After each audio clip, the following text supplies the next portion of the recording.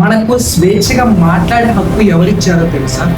అసలు మన భారతదేశంలో సమానత్వానికి ఎందుకు అంత ప్రాధాన్యత? అసలు ప్రభుత్వాలు కూడా కొన్ని హక్కులని ఏమి చేయలేదు.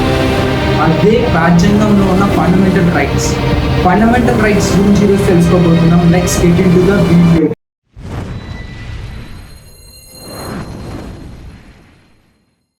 మనకు 14 ఆర్టికల్ ఏం చెప్తుంది అంటే equality before of the law, అంటే చట్టం ముందు ఎవరైనా సమానమే.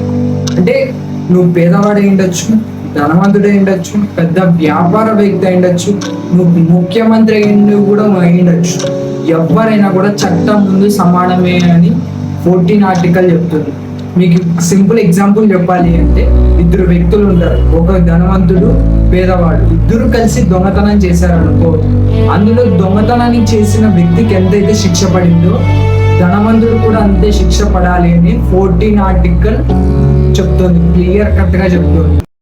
మనకు 15 ఆర్టికల్ ఏం చెప్తుంది అంటే ప్రోహాబిటేషన్ ఆఫ్ డిస్క్రిమినేషన్, అంటే ఏ ప్రభుత్వ సంస్థల్లో అయినా మనల్ని ఈ 5 ద్వారా మనల్ని వివక్షిస్తే మనం కోర్టుకు వెళ్ళొచ్చు. ఆ 5 ఏంటి అంటే, మనం పుట్టిన స్థలం నుంచి అయితే కానీ, మన మగ లేదా ఆడ ద్వారా కానీ, లేకపోతే రిలీజన్ పరంగా కానీ, జాతి పరంగా కానీ, మత పరంగా కానీ, ఇలాంటివి ఏమైనా చేస్తే ఈ ఆర్టికల్ పూర్తిగా దీన్ని వ్యతిరేకిస్తుంది. ఆర్టికల్ 16 ఏం చెప్పబోతుంది అంటే, మన భారతదేశంలో ఉన్న ప్రతి పౌరుడికి ఉద్యోగ అవకాశాలు సమానంగా ఉండాలి అనేది ఆర్టికల్ 16 చెప్పబోతుంది. మతపరమైన కానీ, జాతిపరమైన కానీ, లింగపరమైన కానీ ఇలాంటి ఆధారంగా ఉద్యోగాలను నిరాకరించకూడదు అనేది ఆర్టికల్ 16ని స్పెషల్గా డిజైన్ చేశారు. ఈ ఆర్టికల్ ఏం చెప్తుంది అంటే ప్రతి ఒక్కరికి ఈక్వల్ గా ఉండాలి. అలాగే వెనుకబడిన వర్గాలను చూసుకున్నట్లయితే ఎస్సీ ఎస్టీ వాళ్ళకు కూడా వాళ్ళకి ఇచ్చిన రిజర్వేషన్ ప్రకారంగా ఇవ్వాలి అనేది ఆర్టికల్ 16 చెప్తుంది. ఆర్టికల్ 17 ఏం చెప్తుంది అంటే అబాలిషన్ ఆఫ్ అన్టచబిలిటీ, అంటే ఈ ఆర్టికల్ ద్వారా ఎవరిని అంటరానితనాన్ని మన దేశంలో పూర్తిగా అంతరించడానికి ఈ ఆర్టికల్ స్పెషల్ గా డిజైన్ చేశారు.